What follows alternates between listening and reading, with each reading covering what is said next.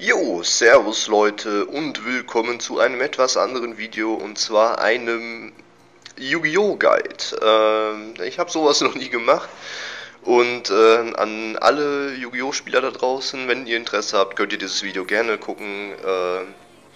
Es ist nur ein kleiner Guide für die Schicksalsdamen, wie man sie spielt, was sie machen und wie gesagt, wenn ihr Interesse habt, guckt das Video und viel Spaß dabei. Also, ich beginne mit der Deckliste, die ist wie folgend aufgebaut. 3-mal Schicksalsdame Licht, eine Feuer, 2 Wind, 3 Wasser und 3 Finsternis. Die Supporter-Monster in diesem Deck sind einmal der Seelenschnitter, eine Maske der Finsternis, eine auszubildende Magierin und die Walküre des Magiers. Die Zauberkarten sind folgende: 3-mal Zukunftsvision plus 1-mal Landform, 2-mal Zukunft des Schicksals, 2-mal Tor zu einer anderen Dimension, 2-mal Zauberstab der Wunder, ein schwarzes Loch, ein Goldsarkophag, ein Spalt, einmal verräterische Schwerter, mystischen Raumtaifun und einmal Verlockung der Finsternis. Die allzu wenigen Fallenkarten sind folgende: 2-mal Ruf der Gejagten, einmal Zwangsevakuierungsgerät, einen reißenden Tribut, einen magischen Schleimer, eine bodenlose, einmal Durchbruchsfähigkeit und einmal Safe Zone. Die ist hinterher noch ganz wichtig im Deck. So, das wäre es dann schon mal von der Deckliste. Jetzt erkläre ich erstmal, was macht man mit diesem Deck eigentlich? Was ist hierbei das Ziel und wie kriegt man den Gegner zur Verzweiflung? Das kommt jetzt. So, wie bereits erwähnt, dieses Deck handelt nur um die Schicksalsdamen. Schicksalsdamen sind Monster, alle von denen sind vom Typ Hexer und besitzen auch je nach Name natürlich verschiedene Attribute, wie zum Beispiel Schicksalsdame Licht besitzt Licht, Finsternis, Finsternis und so weiter. Also es erklärt sich schon von selber, welche Attribute die haben. Attika und Dev entsprechen ihrer Stufe, mal welchen Werten auch immer. Bei Licht zum Beispiel ist es 200, das heißt, sie kommt auf das Feld mit 200 ATK und Dev. Bei Finsternis zum Beispiel sind es 400 pro Stufe, das heißt 2000 ATK und 2000 Dev. Nur, was soll man machen mit 2000 ATK? Es gibt doch bessere Monster da draußen, die mehr ATK haben. Das kommt während jeder Standby-Phase hinzu, also während jeder unserer Standby-Phasen natürlich. Pro Standby-Phase von unserer Seite aus bekommt jede Schicksalsdame eine Stufe hinzu. Das kann bis zu einem Maximalwert von 12 gehen. Also bei Licht, das wird eigentlich nie passieren, aber beispielsweise wären es bei Licht 2400 ATK und Dev bei Level 12, was jetzt natürlich nicht mal mehr sonderlich viel ist, weil Finsternis schon mit Level 5 auf 2000 auf jeden kommt. Bei Finsternis sind es aber, jetzt muss ich mal eben meinen Grips anstrengen, 4800 pro Wert. Das ist doch was. Allein schon mit 2000 ist es schon ziemlich genial, einen Gegner einzuheizen. Das heißt, so ein Angriff ist natürlich schon lobenswert. Da man mit Finsternis auch noch Nebeneffekte hat, die ich hinterher erkläre, die sehr vorteilhaft sind. So, nur warum diese beiden Karten jetzt hier liegen, das erkläre ich euch jetzt. Schicksalsdame Licht.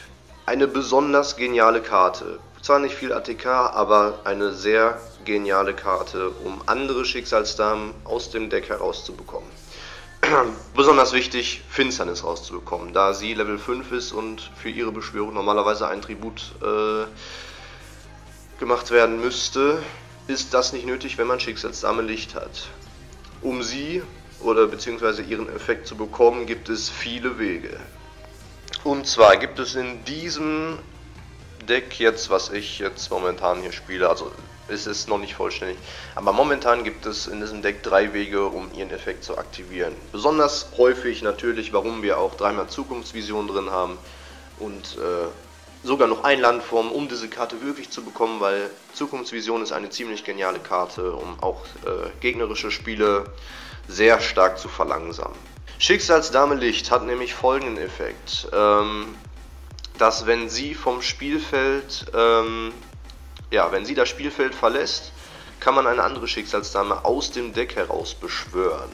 Und man hat jetzt beispielsweise Zukunftsvision also es ist eine Spielfeldzauberkarte, hat man jetzt auch im Spielfeld liegen, beschwört Schicksalsdame Licht, Schicksalssammellicht wird verbannt und man beschwöre beispielsweise eine Finsternis. Einfach so, ohne jegliche Probleme.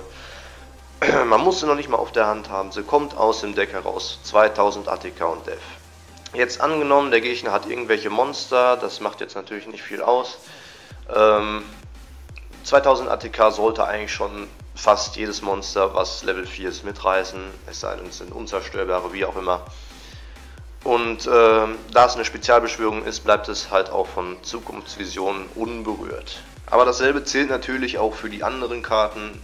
Tor zu einer anderen Dimension ist auch eine ziemlich gute Karte, um auch gegnerische Monster, beispielsweise unzerstörbare oder Synchros und Exis-Monster, die nerven, einfach mal vom Spielfeld wegzubekommen, falls man jetzt keine Zukunftsvision zur Hand hat. Tor zu einer anderen Dimension. Verbannt, also man selber wählt aus, ein Monster von seiner eigenen Spielfeldseite und der Gegner, man selber wählt noch ein Monster von der gegnerischen Seite aus, das man verbannen kann. Jetzt angenommen, Gegner hat Bälze oder irgendwas Nerviges da liegen, man nehme ein Tor zu einer anderen Dimension, verbannt die Schicksalssammellicht und Bälze, so lange wie die Karte permanent auf dem Spielfeld ist. Sprich, wird sie zerstört, großes Ausrufezeichen, wird sie zerstört, auf den Friedhof gelegt, dann kommen erst die Monster wieder. Wird das Ding allerdings gegeben oder irgendwas anderes, dann bleiben die Monster verbannt. Und das ist für Licht zum Beispiel keine große Sache, weil es gibt noch andere Karten, mit der wir sie wieder zurückbekommen und uns noch mehr Vorteile verschaffen, während zum Beispiel Bälze für immer weg vom Fenster ist, was wir natürlich ziemlich gut finden. Darüber hinaus, warum wir auch Tor zu einer Dimension haben, dadurch wird der Effekt von Schicksalssammellicht aktiviert und wir können wieder eine neue Schicksalssammel beschwören aus unserem Deck heraus. Der letzte Weg in diesem Deck ist ganz schlicht das schwarze Loch. Damit lässt sich das komplette Spielfeld aufräumen. Um es mal genau zu beschreiben. Oh, da haben wir uns heute aber Mühe gegeben. Was haben wir da denn? Alles Licht verpflichtet. Ei, weißt du, was ich da mache? Zack. Schwarzes Loch kommt. Schicksalssammellicht. Alle drei kommen weg. Der ganze Scheiß da hinten kommt natürlich auch sofort weg von diesem Tisch. Bringen Effekte. Finsternis, Finsternis, Finsternis. Zum Beispiel. Man kann natürlich auch noch Wasser nehmen, aber Finsternis macht hier einfach meistens Schaden. Viel Spaß!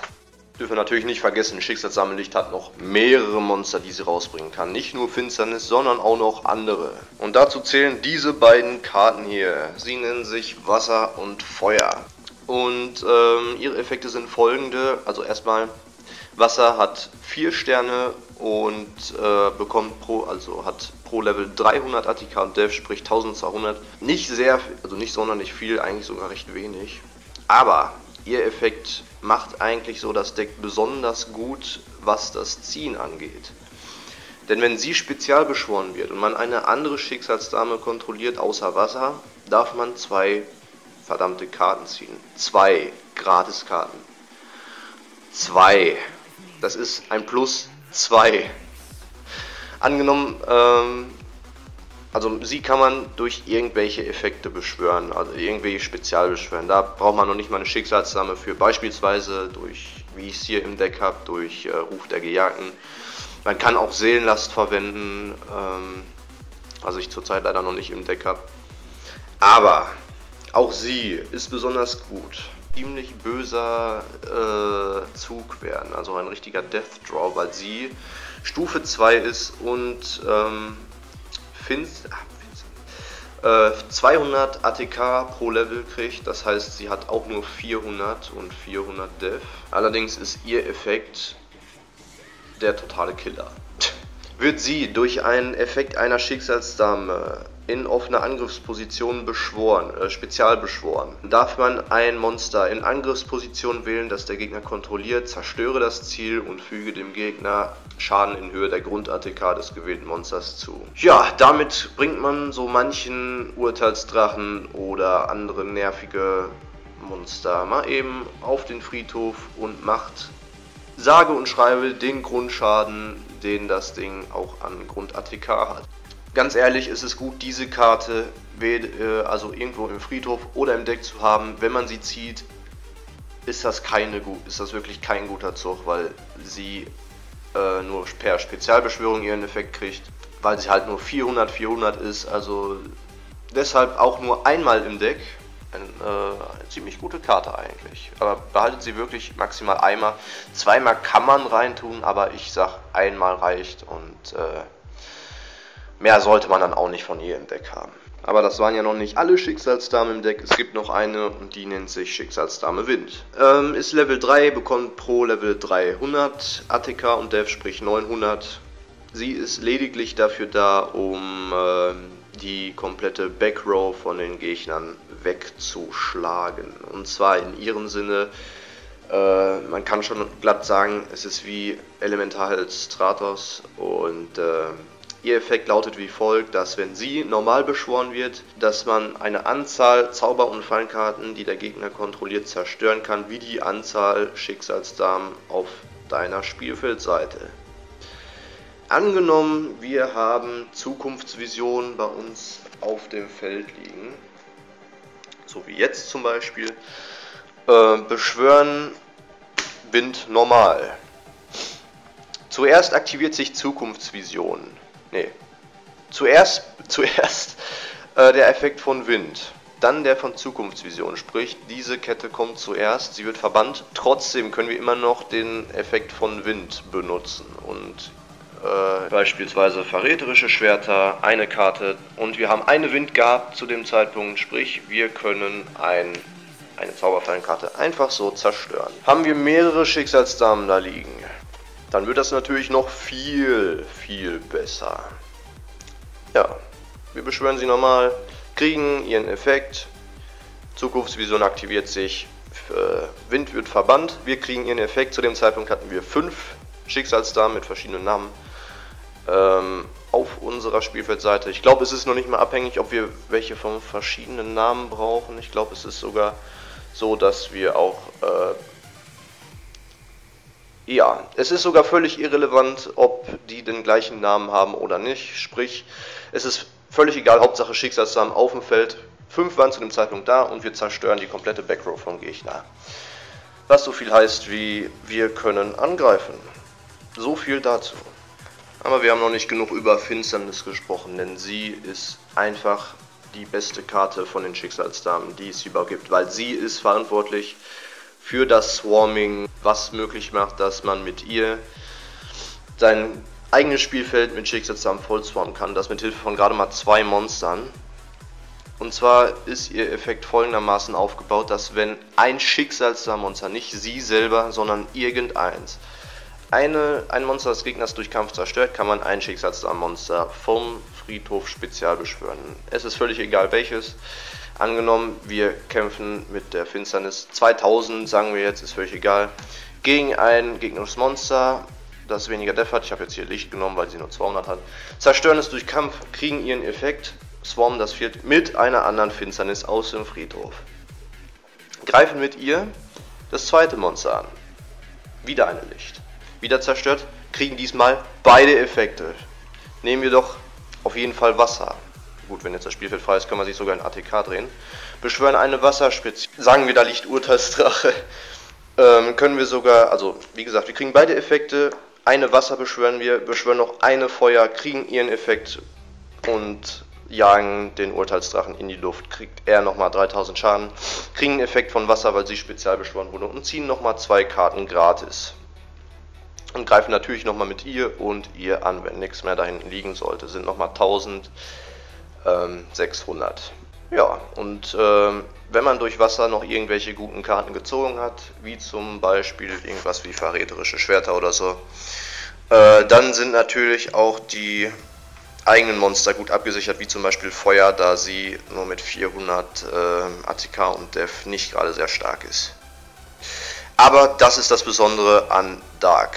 Deshalb auch 3-mal im Deck, logischerweise. Und das war es erstmal soweit von den Schicksalsdamen. Glaube ich zumindest, wenn es das jetzt erstmal... ja, gehen wir mal zu den anderen Monstern über, die keine Schicksalsdamen sind, die Supporter-Monster. Dabei fangen wir an mit Walküre des Magiers. Ziemlich einfacher Effekt, solange du diese offene Karte kontrollierst, kann dein Gegner keine anderen Monster vom Typ Hexer angreifen, außer dieser Karte. Walküre des Magiers ist dazu da, um eigene Schicksalsdamen mit niedrigen ATK zu beschützen und den Angriff auf sie selber zu lenken. Sie selber hat eine Def von 1800, das kann man jetzt leider nicht erkennen. ATK von 1600, was sie eigentlich zu einer ziemlich stabilen Karte macht. Wie gesagt, 1800 ist schon ziemlich gut, da die meisten Level 4er oder anderen Monster auch 1800 ATK haben, um sie so vor anderen Angriffen zu schützen. Nur das Problem ist halt, dass man in dem Sinne halt nicht erst die Zukunftsvision auf dem Feld hat, da sie sonst in der Normalbeschwörung verbannt ist. Wenn man sie verdeckt spielt, wird sie davon nicht betroffen, allerdings ist dann auch nicht ihr Effekt aktiv. Aber um das zu verhindern, spielt man sie einfach zuerst in ATK und lässt sie wirklich erst verbannen, weil dann existiert sie, also sie kann auch dann nicht durch Kampf zerstört werden, da sie ja erst verbannt ist. Und sobald sie in der nächsten Standby-Phase zurückkommt, kann man sie auch wunderbar in Dev drehen und so die eigenen Schicksalssamen beschützen.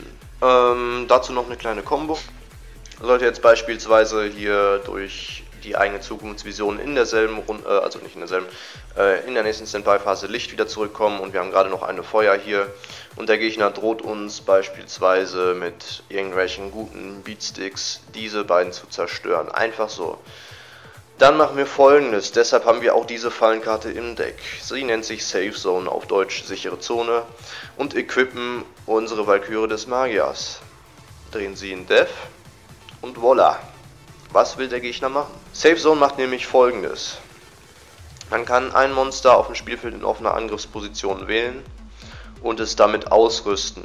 Es bleibt dadurch von Karteneffekten unberührt. Man kann es auch nicht als Ziel für Karteneffekte wählen. Es kann auch nicht dadurch zerstört werden und es kann auch nicht durch Kampf zerstört werden. Der Nachteil an der Karte ist, wenn diese Karte zerstört wird, wird das equippte Monster auch zerstört und es kann den Monster nicht direkt angreifen. Da wir mit ihr zum Beispiel auch gar nicht angreifen wollen, sage ich jetzt mal, ist ihr Effekt jetzt besonders gut, da der Gegner nur sie angreifen kann und sie nicht durch Kampf zerstört werden kann.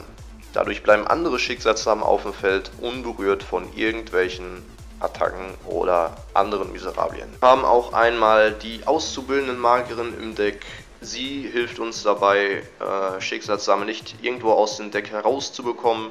Wenn sie durch Kampf zerstört wird, dann beschwören wir also konkret gesagt, ein Monster vom Typ Hexer der Stufe 2 oder niedriger vom Deck und beschwören sie verdeckt in Verteidigungsposition auf unsere Spielfeldseite. In dem Fall nehmen wir natürlich Licht, weil Feuer uns da nichts bringt. Erstens, weil wir das Monster in verdeckte Verteidigungsposition beschwören und zweitens, weil ihr Effekt sowieso nicht aktiviert werden würde, da es nur durch einen Effekt von einem Schicksalssamen-Monster aktiviert werden kann. Das ist der einzige Grund, warum die Karte da ist. Sie ist übrigens, wird immer verdeckt gespielt, da man meist Zukunftsvisionen noch dabei hat und sie davon dann nicht betroffen ist. Deshalb ist sie eine Dev-Karte, mit der man die Licht besonders gut aus dem Deck herausfiltern kann. Wir spielen einmal Seelenschnitter. Er ist eigentlich nur dafür da, damit wir eine Wall haben, die uns zum Beispiel, wenn wir mal nichts Gutes gezogen haben, auch ihn in Dev zu legen, da er nicht durch Kampf zerstört werden kann. Und macht in diesem Deck eigentlich jetzt nicht so den großen Punkt aus, aber er ist einfach so die Notbremse, um gute Monster davon abzuhalten. Wird leider auch manchmal schnell durch Karteneffekt zerstört, was natürlich dann in dem Sinne auch egal ist. So, und dann natürlich hier noch einmal Maske der Finsternis. Habe ich jetzt nur aus Fun eingebaut, weil sie die Fallenkarten, die verloren gegangen sind, aus dem Friedhof heraussuchen kann und zurück auf die Hand geben kann.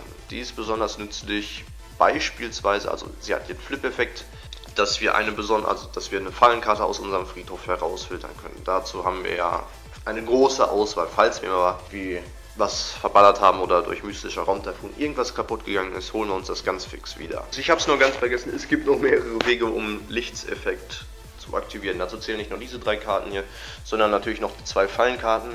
Einmal Zwangsevakuierungsgerät und einmal Reißenattribut. Das mit Zwangsevakuierungsgerät ist eigentlich ganz einfach. Dazu muss Schicksalssammlicht offen auf dem Spielfeld sein. Das ist ganz wichtig. Erst dann kann man auch das Evakuierungsgerät einsetzen und ihren Effekt erfolgreich erhalten. Kommt zurück auf die Hand, kriegt den Effekt und dann kann man beispielsweise noch im selben Spielzug, falls man Zukunftsvision noch da liegen hat, also warte mal, erstmal wird ihr Effekt ja nochmal aktiviert, eine Finsternis, dann beschwören wir sie gleich nochmal, sie wird verbannt und dann haben wir eine Wassersicher. Wasserseffekt wird aktiviert und wir können nochmal 2 Karten ziehen. Was natürlich dann nochmal, hoppla, was dann nochmal richtig gut ist, da wir dann +2, nee, eigentlich nur +1 gemacht haben. Was aber auch egal ist, weil man Karten zieht. Wie gesagt, 2000er Beatsick hat man dann innerhalb von einem Zug auf dem Feld und Kablui. Es gibt noch gewisse Ausgangssituationen, die einem natürlich vorkommen. Was passiert, wenn wir zu Beginn der Runde eine ziemlich schlechte Hand haben? Ich habe jetzt zum Beispiel jetzt mal diese Hand genommen hier, weil sie einem einfach gar nichts bringt. Dann hat man natürlich Pech gehabt. Aus diesem Grund gibt es folgende Karte. Oder besser gesagt Karten. Denn wenn man einen Death Draw macht, wie zum Beispiel hier bei Schicksalsdame Finsternis, da man sie, wenn man sie zieht, auch wirklich nur durch Tribut beschwören kann und man nichts auf dem Feld hat. Diese beiden Karten hier sind der Schlüssel, um sowas zu vermeiden. Nehmen wir mal an, es sieht wie folgt aus. Wir haben diese Karten gezogen, also das ist jetzt natürlich dieses Beispiel hier. Wir setzen Verlockung der Finsternis ein, verbannen eine Schicksal... warte mal. Wir müssen es natürlich in der Reihenfolge machen. Wir ziehen zuerst 2 Karten. So, und dann verbannen wir ein Finsternismonster, eine Schicksalsdame zum Beispiel. Dann können wir Zukunft des Schicksals einsetzen. Wir wählen einer unserer verbannten Schicksalsdamenmonster und legen sie zurück auf den Friedhof. Ziehen dann 2 Karten. So haben wir erstens ein +1 gemacht und zweitens auf jeden Fall jede Menge Scheiße in unserer Hand losgeworden. Jetzt haben wir auch nur Schicksalsdamen gezogen, ist auch egal.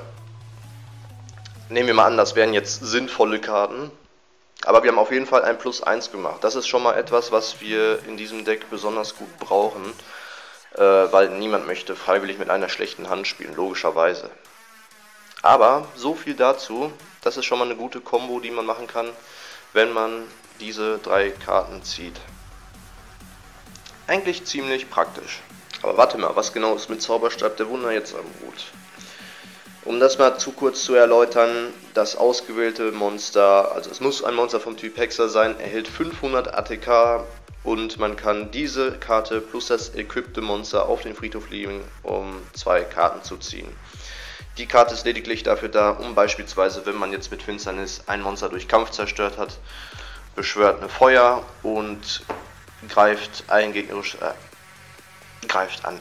Macht es durch Effekt kaputt und auf einmal haben wir eine Feuer hier liegen, total unbewaffnet mit 400 ATK und angenommen, wir haben jetzt nur noch irgendwie 500 HP oder so, 500 Life Points und der Gegner kann ja wahrscheinlich leicht ein Monster mit 1800 ATK oder so beschwören. Deshalb benutzen wir auch den Wonderwand, den Zauberstab der Wunder und equippen das Monster damit aus. Jetzt hat es 900 ATK. Der Haken an der Sache ist, 1800 macht das Monster immer noch kaputt und wir würden immer noch verlieren. Kein Problem. Wir machen das Monster einfach weg und machen es zu unserem eigenen Vorteil. Wir nehmen diese beiden Karten, legen sie auf den Friedhof und ziehen 2 Gratis-Karten. Und haben immer noch permanent unsere Finsternis da liegen. Eigentlich ganz praktisch, um so etwas zu vermeiden.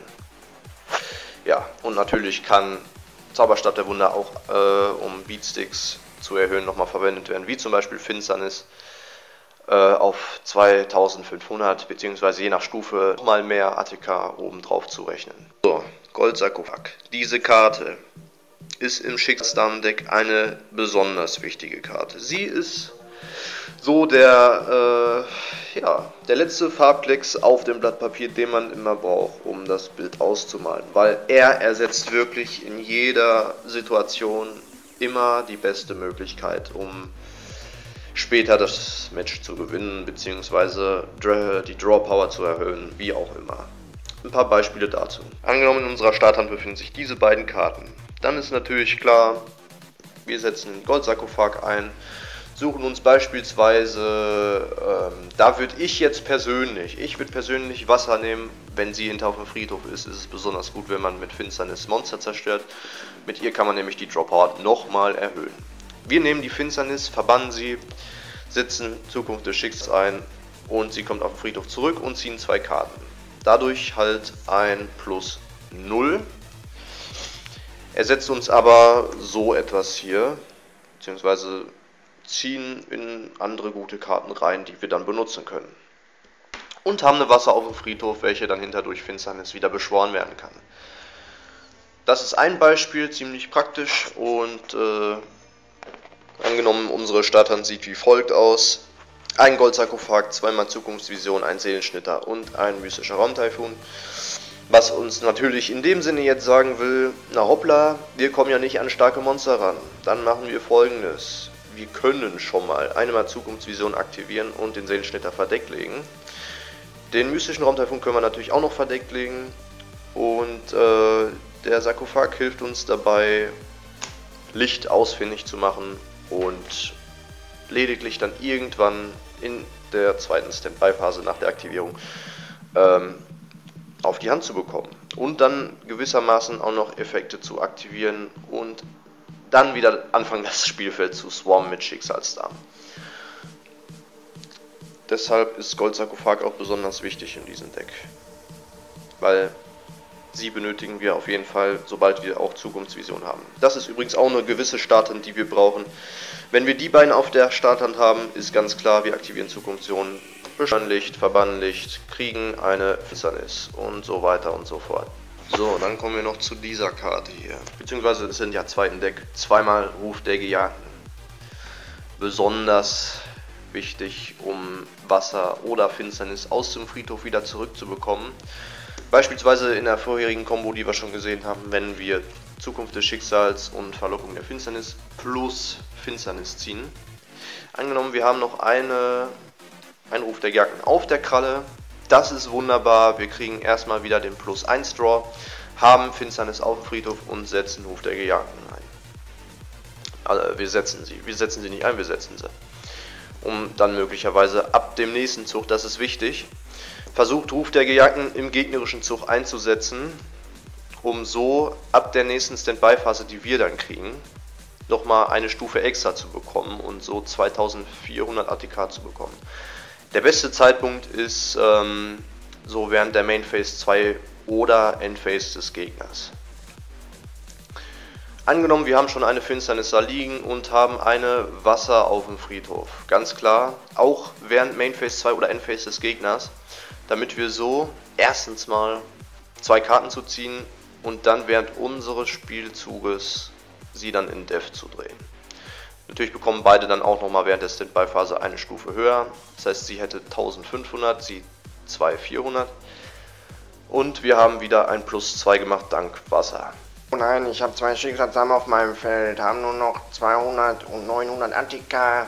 Da hinten liegt eins mit 1500 und ich habe nur noch 300 HP. Was mache ich denn jetzt? Ja, der Gegner geht in die Battle Phase und wir setzen Ruf der Gejagten ein. Sie voila, Walküre des Magiers kommt zurück. Was willst du tun, Madame? In Gottes Namen bitte, gib dieser Karte den höchsten Respekt. Sichere Zone ist in einem Schicksalsdamendeck eine besonders wichtige Karte, wie jede andere Karte auch. Aber Safe Zone ist dazu da, um beispielsweise Karten wie vorhin schon gesehen, Walküre des Magiers oder die eigene Finsternis zu protecten. Dazu ist Safe Zone besonders gut. Wir equippen beispielsweise Walküre des Magiers, um so wieder andere Schicksalsdamen zu protecten und sie dann irgendwann in Death zu legen. Bei Finsternis ist es folgendes, ist ganz klar, Finsternis equippen wir damit und machen uns so einen perfekten Beatstick zurecht, aber kann nicht direkt angreifen. Dennoch kommen wir zu folgendem Entschluss, dass wir sichere Zonen durch irgendwelche Karteneffekte beschützen können, wie zum Beispiel durch magische Störungen, um so Zauberkarten wie MST oder irgendwas zu vereiteln. Hinzu kommt noch Durchbruchsfähigkeit, um Monstereffekte davon abzuhalten, Safe Zone kaputt zu machen. Schicksalssame Finsternis ist so dadurch protected, sie bekommt pro Stufe, sie kriegt jedes Synthesizer eine Stufe und bekommt so 400 ATK, bis irgendwann ein Maximum erreicht wird und der Gegner einfach keine mögliche Wall mehr hat und man mit Finsternis irgendwann dann es schafft, das Spielfeld mit anderen Schicksalsdamen zu swarmen. Und das war's dann soweit erstmal von mir und dem Schicksalsdamen-Guide und ich hoffe, es hat euch gefallen. Wenn ihr wollt, könnt ihr Kommentare schreiben und sagen, ob es für euch hilfreich war oder nicht und ob ihr vielleicht noch einen anderen Guide sehen möchtet oder nicht. Dazu schreibt mich einfach an und wie gesagt, wenn es noch Fragen gibt, fragt ruhig. Ich wünsche euch viel Spaß beim Selbstzusammenbauen des Decks und bis zum nächsten Mal.